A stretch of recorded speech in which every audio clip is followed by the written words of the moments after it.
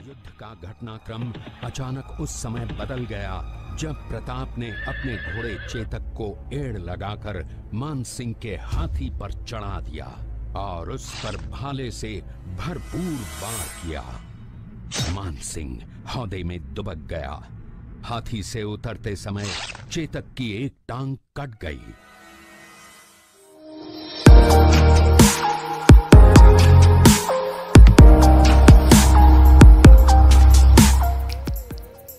Hello दोस्तों, कैसे हो आप लोग। आज हम लोग आए हैं हल्दी घाटी। जैसे कि आप सभी को पता है कि हम लोग का अभी राजस्थान ट्रिप चल रहा है, तो हम लोग उदयपुर में थे। उदयपुर का पार्ट ऑलरेडी रिलीज्ड है। You can see the link in the description below. आप उसको ज़रूर देखिए। उसके बाद में का हमारा ये आज का सेकंड स्टॉप है, जहाँ पे हम लोग हल्दी घाटी में आए हैं। हल्दी घाटी में आते से ही ये एक म्यूज़ियम है, जहाँ पे it's a must visit museum, जहाँ पे आपको सारी इन्फॉर्मेशन मिलेगी हल्दी घाटी के बारे में। तो यहाँ पे एक स्टैचू है जहाँ पे महाराणा प्रताप और चेतक का स्मारक लगा हुआ है। और चलते हैं, पहले अपन यहाँ से जाके अपने लिए टिकट्स खरीद लेते हैं। तो टिकट्स का प्राइस यहाँ पे 100 रुपीज़ है। गाइड 200, गाइड की ज़रूरत नहीं थी। जैसे कि आप देख सकते हो यहाँ पे महाराणा प्रताप और एक टेम्पल है। तो ये महाराणा प्रताप का जो पोस्चर है, मोस्टली इसी पोस्चर में आपको सारे फ़ोटोज़ इनके दिखेंगे, जो खड़े होकर उनके हाथ में भाला है। तो yes, this is about it. और यहाँ पे बहुत सारे स्टैचूज़ लगा रखे हैं। एंड ये शिवाजी महाराज का स्टैचू है। सामने महाराणा प्रताप है जो मानसिंह के हाथी के ऊपर चढ़ के उनके ऊपर वार कर रहे हैं भाले से। और जैसे कि आप देख सकते हो, हाथी के मुंह में एक तलवार है। एंड महाराणा प्रताप के घोड़े को भी एक हाथी जैसा सूंड लगा रखा है, जो कि वो अपने टैक्टिक्स यूज़ करते थे दूसरे हाथी को डराने के लिए कि हाँ, ये भी खुद हाथी पे है।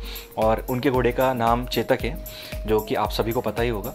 और ये उनके सारे सरदार है जो कि उनकी सेना में थे। वो भील सरदार है जो आदिवासी टुकड़ी को लीड करते थे। एंड देखते हैं चेतक को। सो ये उनका वाइट हॉर्स है जिसका नाम चेतक था। बहुत ही लॉयल उनका ये अश्व था, जिसके बारे में भी एक थोड़े ही दूर में यहाँ पे एक छतरी बनी रखी है, चेतक छतरी जिसे कहा जाता है। और चलते हैं अंदर अभी। आप सभी का हमारे देश में कई बड़े वीर साहसी और शक्तिशाली राजा हुए हैं और कई बड़े युद्ध किए। परंतु मेवाड़ के शासक महाराणा प्रताप, उन्होंने अपने देश की स्वतंत्रता और स्वाभिमान के लिए लड़ा और अकबर के साम्राज्यवाद के उद्देश्य को सफल नहीं होने दिया। हल्दी घाटी ऐतिहासिक और सांस्कृतिक धरोहर होने के कारण यहाँ पर प्रतिवर्ष हजारों पर्यटक आते रहे हैं, परंतु यहाँ पर उनको निश्चित जानकारी नहीं मिल पाती थी। इसलिए हमने इस संग्रहालय की स्थापना की है। उस एक संग्रहालय की स्थापना का मुख्य उद्देश्य ये है, युद्ध की जानकारी के साथ साथ महाराणा प्रताप के जीवन में जो घटनाएं घटी है उनको निश्चित रूप से आने वाले पर्यटकों को दिखा सकें और यहाँ पर आने वाले पर्यटक देशभक्ति की प्रेरणा लेके जाएं और हमारे देश को गौरव को आगे बढ़ाएं।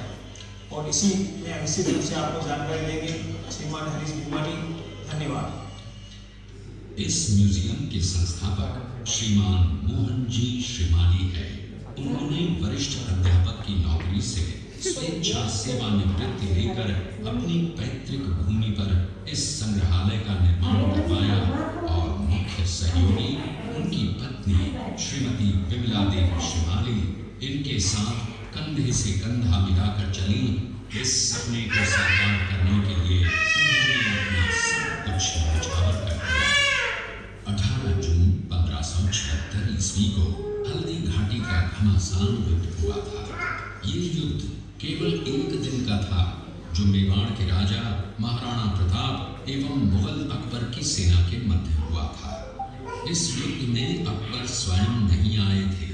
उन्होंने आमेर जयपुर के राजा मानसिंह को अपना सेनापति बनाकर भेजा था। हल्दी घाटी का युद्ध 5 किलोमीटर लंबे और 200 मीटर चौड़े क्षेत्र में हुआ। आप लोग सभी संग्रहालय में खड़े हैं। संग्रहालय से 200 मीटर की दूरी पर चेतक की समाधि है, जहां पर महाराणा प्रताप के स्वामी भक्त घोड़े चेतक को दफनाया गया था।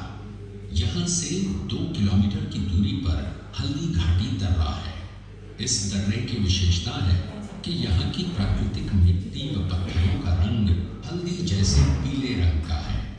इस दर्रे के चारों तरफ महाराणा प्रताप की भील आदिवासी सेना राणा पूंजा के नेतृत्व में तैनात थी। ये सेना तीर, भाले, पत्थर चलाने में कुशल थी। यहाँ से 1 किलोमीटर की दूरी पर शाही बाग है, जिसमें मुगल सेना का पड़ाव था। मुगल सेना 18 जून 1576 ईस्वी को प्रातः सूर्योदय के साथ मेवाड़ की राजधानी गोगुंदा की तरफ आगे बढ़ने लगी, तो उन पर महाराणा प्रताप की सेनाओं ने आक्रमण किया और उनसे गोरिल्ला पद्धति से युद्ध किया। ये आक्रमण इतना तेज था कि जिससे मुगल सेना में भगदड़ मच गई। महाराणा प्रताप की सेनाओं ने मुगल सेना को यहाँ से 3 किलोमीटर दूर पीछे समतल क्षेत्र में, जहाँ अभी खमनोर गांव है, वहां तक खदेड़ दिया। इसी खमनोर गांव के पास बनास नदी के पास समतल मैदान में 7 घंटे का भयानक युद्ध हुआ। इस युद्ध में दोनों पक्षों से कुल 18,000 सैनिक मारे गए।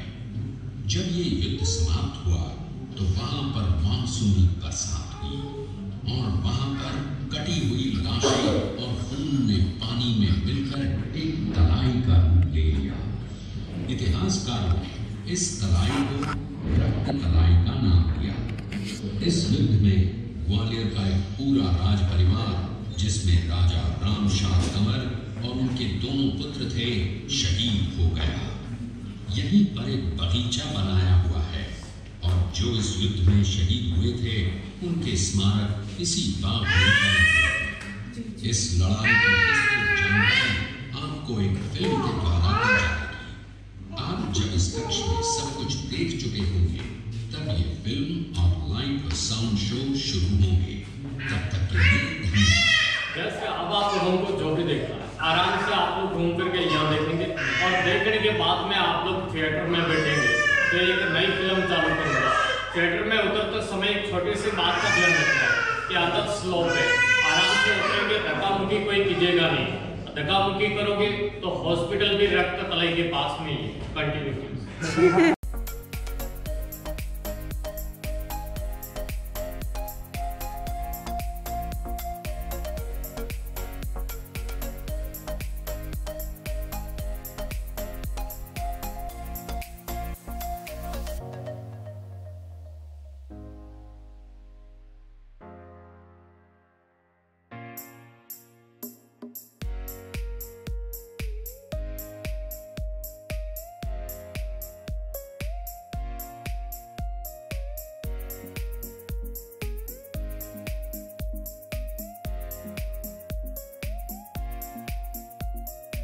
करने वाले प्रथम शासक बप्पा रावल, जिन्हें कालभोज के नाम से भी जाना जाता है।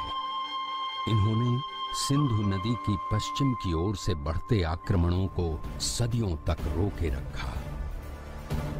इन्हीं के वंशज महाराणा कुंभा हुए, जिन्होंने अपने शासनकाल में 33 किलों का निर्माण करवाया, जिनमें विश्व प्रसिद्ध कुंभलगढ़ और चित्तौड़गढ़ का विजय स्तंभ मुख्य हैं। इसी राजवंश में एक और महाप्रतापी राजा राणा सांगा हुए, जिनका साम्राज्य अफगानिस्तान तक फैला था, जिनका जीवन चरित्र शौर्यपूर्ण गाथाओं, त्याग और बलिदान से भरा है।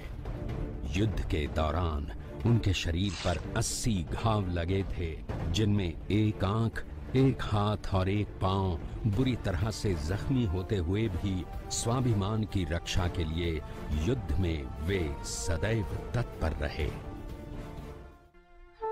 पराक्रम और बलिदान की इस गाथा में एक नाम पन्नाधाय भी है, जो कि एक गुर्जर जाति की धाय मां थी, जिन्होंने अपने पुत्र चंदन का बलिदान देकर राणा उदय सिंह की रक्षा की, जिनके पुत्र महाराणा प्रताप हुए। महाराणा प्रताप का जन्म पाली जिले के अखेराज सोनगरा की पुत्री एवं महाराणा उदय सिंह की महारानी जयवंत कंवर की कोख से विक्रम संवत 1597 में अर्थात 9 मई 1540 को कुंभलगढ़ में हुआ। बाल्यकाल चित्तौड़गढ़ में गुजरा। करीब 17 वर्ष की आयु में ही प्रताप का विवाह अजबंदे कंवर के साथ हुआ।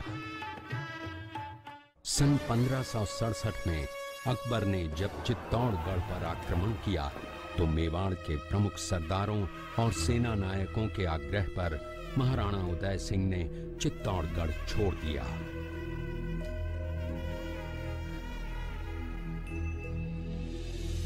मुगलों के प्रति उनमें घृणा के भाव जागृत हो गए। अपने देश, कुल, गौरव और मातृभूमि की मर्यादा के लिए प्राण न्योछावर करने वाले योद्धाओं और ललनाओं से प्रताप ने न केवल सीख ली बल्कि ये घटना उनके जीवन का आधार बन गई। अपने पिता के साथ दुर्गम पहाड़ों में रहने के बाद प्रताप ने गोगुंदा में अपना पड़ाव कायम किया। फरवरी 1572 को महाराणा उदय सिंह का देहांत हुआ।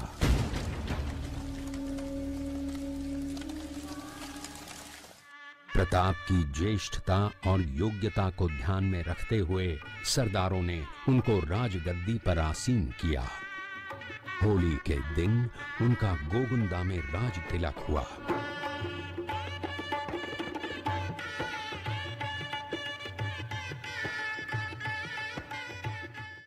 उस समय तक लगभग सभी राजाओं ने मुगल सम्राट अकबर की अधीनता स्वीकार कर ली थी। एकमात्र महाराणा प्रताप ने अपना मस्तक अकबर के आगे नहीं झुकाया।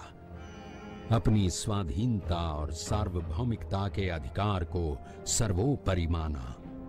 अपने दृढ़ निश्चय का परिणाम प्रताप अच्छी तरह जानते थे। प्रताप मुगलों से लोहा लेने की तैयारी में जी जान से जुट गए। 18 जून 1576 की सुबह हल्दी घाटी और खमनोर के मध्य एक मैदान में ऐतिहासिक युद्ध हुआ जो बाद में रक्त तलाई के नाम से जाना गया। महाराणा प्रताप की सेना गोगुंदा से हल्दी घाटी पहुंची, जबकि सेनापति मानसिंह के नेतृत्व में मुगल सेना ने हल्दी घाटी के ठीक नीचे मैदान में अपना मोर्चा जमाया। मुगल सेना के हरावल दस्ते द्वारा घाटी में घुसपैठ करने के प्रयास की प्रतिक्रिया स्वरूप महाराणा प्रताप की सेना मुगलों पर टूट पड़ी। प्रताप के हरावल सैन्य दलों का नेतृत्व पठान हाकिम खां सूर कर रहे थे।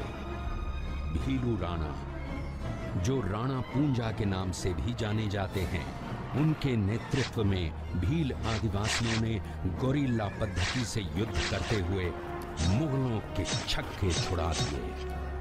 देखते ही देखते शाही सेना में खलबली मच गई। रक्त तलाई घोड़ों की टापों, हाथियों की चंघाड़ों और तलवारों की झनकारों से गूंज उठी। चारों तरफ हाहाकार मच गया।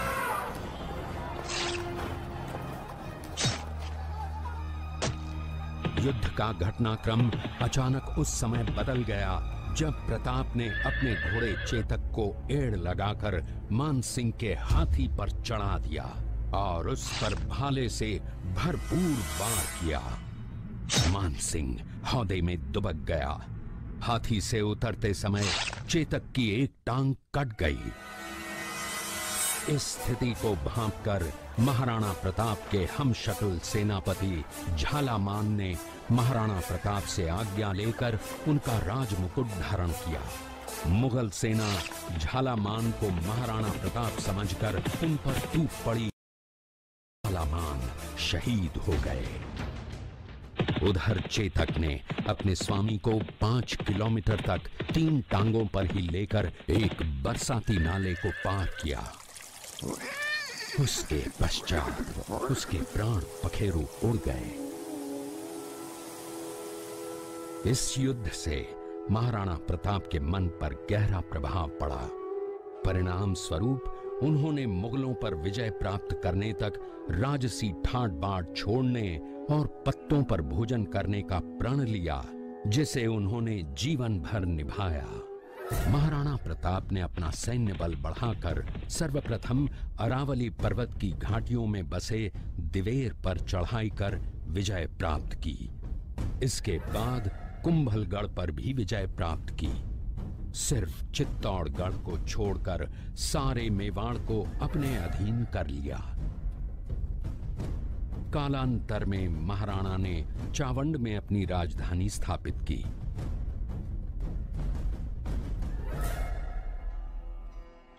19 जनवरी 1597 को राणा प्रताप ने मात्र 57 वर्ष की आयु में इस संसार से प्रयाण किया।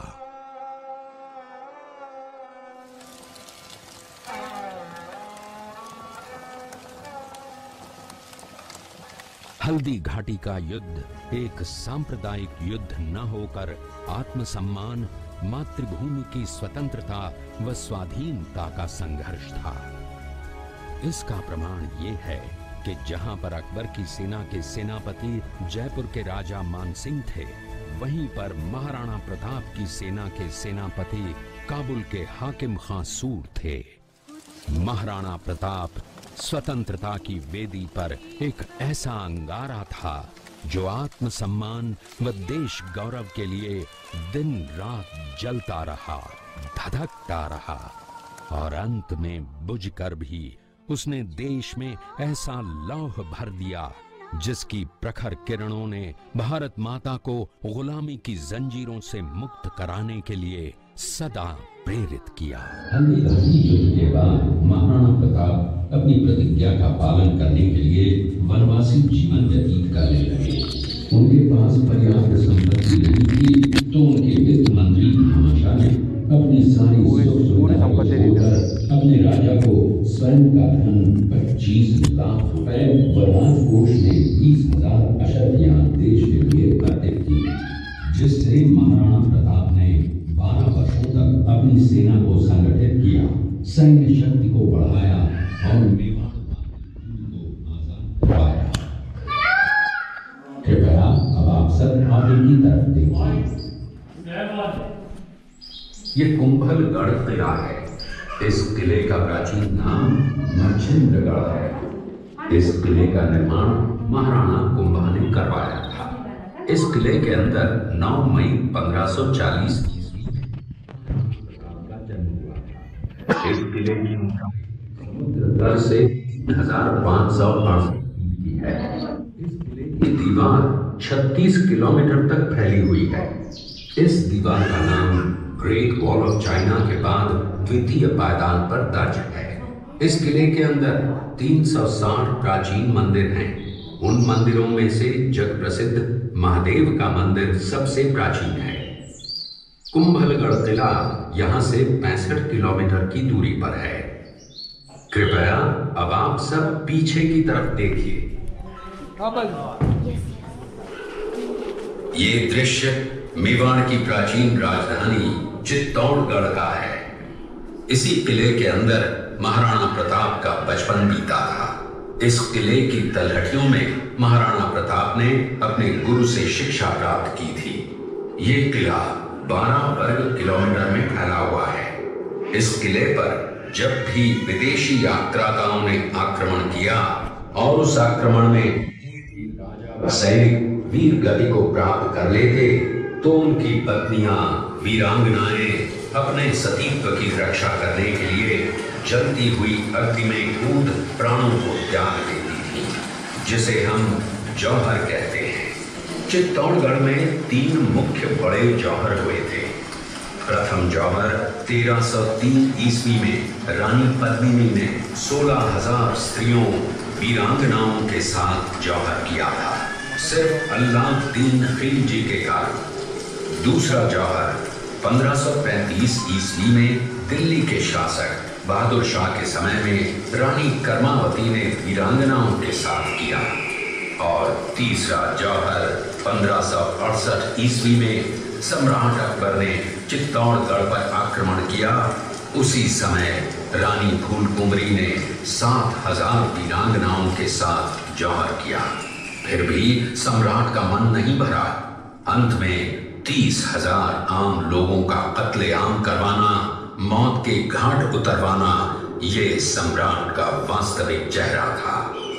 इस किले में देखने योग्य विजय स्तंभ है, कीर्ति स्तंभ, मीरा मंदिर, जैन मंदिर, कालिका माता मंदिर, भामाशाह हवेली, कुंभाश्याम मंदिर, फतेह प्रकाश महल हैं। ये किला यहां से 140 किलोमीटर दूरी पर है। ये देखते हुए सभी अतिथि आगे की तरफ चले। इनका सूबेदार था। जब वो शेरपुर पहुंचा तब इसका पता कुंवर अमर सिंह को चला, जो महाराणा प्रताप के पुत्र थे। अमर सिंह ने शेरपुर छावनी पर अचानक आक्रमण कर दिया। उस आक्रमण में मुगल सेना में भगदड़ मच गई। मुगल सेना को अपनी छावनियों को छोड़कर भागना पड़ा। छावनियों के अंदर से लूटा हुआ माल व अब्दुल रहीम खान खाना, जिसकी बेगम आनी खान को बंदी बनाकर महाराणा प्रताप के सामने पेश किया गया। तब अमर सिंह पर महाराणा प्रताप क्रोधित हुए और कहा, जहां से इस नारी को बंदी बनाकर लाए हो, इसे पुनः ससम्मान लौटा कर आओ। महाराणा प्रताप ने कहा, हमें नारी से कोई दुश्मनी नहीं है, हमें तो देश विद्रोहियों से दुश्मनी है, जिन्होंने चारों तरफ आतंक फैलाया है। महाराणा प्रताप के आदेश का पालन करते हुए कुंवर अमर सिंह ने उस मुगल नारी को ससम्मान छावनी तक पहुंचाया। इस प्रकार महाराणा प्रताप ने अपने क्षत्रिय राजपूत धर्म का पालन किया और पराई स्त्रियों को मां, बेटी और बहन का दर्जा दिया। ये है महाराणा प्रताप का चरित्र और नैतिक उदारता का परिचय। ये देखते हुए सभी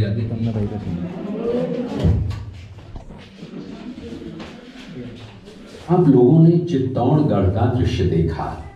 उसी किले के अंदर की ये घटना है।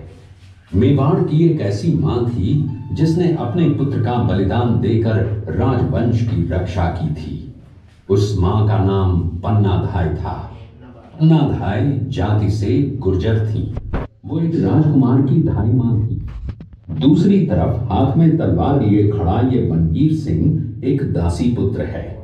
ये कुंवर उदय सिंह की हत्या करके मेवाड़ की राजगद्दी प्राप्त करना चाहता था।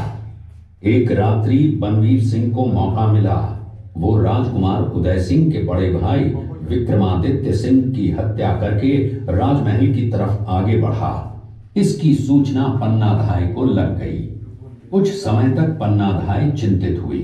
तभी पन्नाधाय ने अपने पुत्र चंदन को राजसी कपड़े पहनाकर पलंग पर सुला दिया और उदय सिंह को एक टोकरी के अंदर छिपाकर पत्तों से ढक के महल के बाहर निकालकर गुप्त रास्ते से कुंभलगढ़ भेज दिया। बनवीर सिंह जब तलवार लेकर राजकक्ष में आया तो उसने पन्नाधाय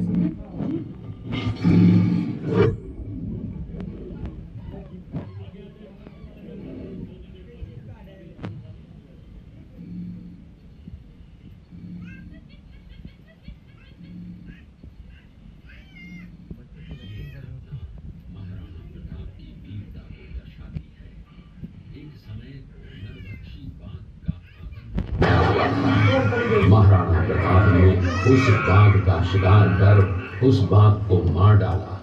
ये घटना महाराणा प्रताप की वीरता की प्रतीक है। इस दृश्य में देखिए महाराणा प्रताप अपनी प्रतिज्ञा का पालन करते हुए। महाराणा प्रताप ने प्रतिज्ञा की थी कि जब तक अपनी मातृभूमि को शत्रुओं से मुक्त नहीं करा लेता तब तक न तो मैं महलों में रहूंगा, न किसी धातु के पात्र में भोजन करूंगा, न किसी गद्दी के बिछौने पर सोऊंगा। पत्ते ही भोजन के पात्र होंगे, जमीन ही बिछौना होगा। इस प्रतिज्ञा का पालन उन्होंने 21 वर्षों तक जंगलों में रहकर किया। इस दृश्य में देखिए महाराणा प्रताप वृक्ष के नीचे बैठकर पत्तों पर खाना खाते हुए। इसी कारण हम आज भी महाराणा प्रताप को श्रद्धा व सम्मान से याद करते हुए देशभक्ति की प्रेरणा प्राप्त करते हैं। ये दृश्य महाराणा प्रताप और सुविख्यात स्वामी भक्त घोड़े चेतक के अंतिम मिलन का है। हल्दी घाटी युद्ध के बाद चेतक घोड़ों ने 22 फीट के एक बरसाती नाले को पार किया। ये उसी समय का दृश्य है। पास में खड़े महाराणा प्रताप के छोटे भाई शक्ति सिंह हैं, जो पहले मुगल सेना में थे। बाद में वो महाराणा प्रताप की तरफ आए, माफी मांगी और अपना घोड़ा महाराणा प्रताप को दिया।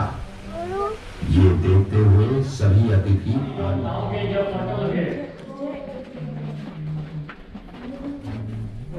बोल रहे थे चेतक 200 मीटर आएंगे सभी इसके आगे की तरफ एक छोटी सी जानकारी आप लोगों को और दूंगा। उसके बाद में आप लोगों का और मेरा साथ यहीं तक सीमित रहेगा।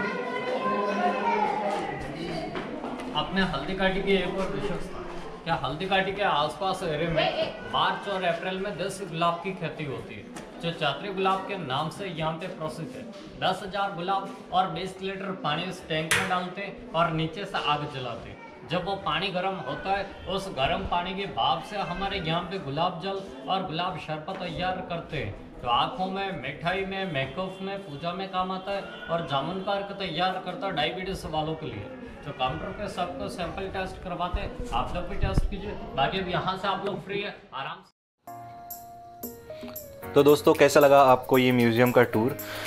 मुझे तो बहुत ही अच्छा लगा है। एंड अभी हम लोगों ने थोड़ी सी टेस्टिंग और शॉपिंग करने के बाद हम लोग ये थोड़े से इनके जो सीन्स इन्होंने जो बना रखे हैं इनको देख रहे हैं। ये थोड़ा विलेज को रिप्रेजेंट करते हैं, राजस्थानी फोक कल्चर जिस तरह से पहले था उसको। अभी हमारा आगे का ट्रिप ऐसा रहेगा कि हम हल्दी घाटी को थोड़ा सा देख के आगे जोधपुर के लिए निकलने वाले हैं। सो होपफुली हम लोग अभी हल्दी घाटी में ही खाना खा के आगे निकलेंगे। So let's see how it goes और stay tuned for more vlogs about Rajasthan. अभी ट्रिप ख़त्म नहीं हुई है और हम लोग आगे चलने वाले हैं जोधपुर के लिए। जोधपुर से फिर जैसलमेर और फिर सैंड ड्यून्स में भी जाएंगे। सो स्टे ट्यून्ड और पीछे वाले भी व्लॉग्स आप ज़रूर देखिए, जिसमें अब तक हम लोगों ने राजस्थान की जर्नी और उदयपुर का जो सिटी पैलेस है उसका ब्लॉग डाला था। So stay tuned and do like, share and subscribe to my channel. Thank you.